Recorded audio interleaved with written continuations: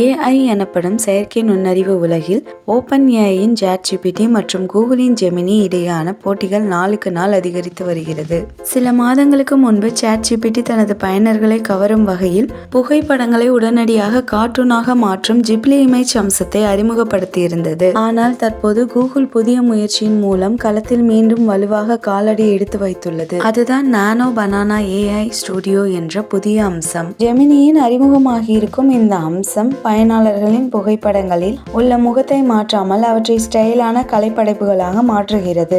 இந்த தொழில்நுட்பம் தற்போது இளைஞர்களிடையே பெரும் ட்ரெண்டாகி வருகிறது. கூகுளின் போட்டியை எதிர்கொள்ள ChatGPT மேலும் பல புதுமையான அம்சங்களை உருவாக்கும் என்றும் இரு நிறுவனங்களுக்கும் இடையேயான AI துறையில் புதிய பாய்ச்சலை சாத்தியப்படுத்தும் என்கின்றனர் தொழில்நுட்ப வல்லுநர்கள்.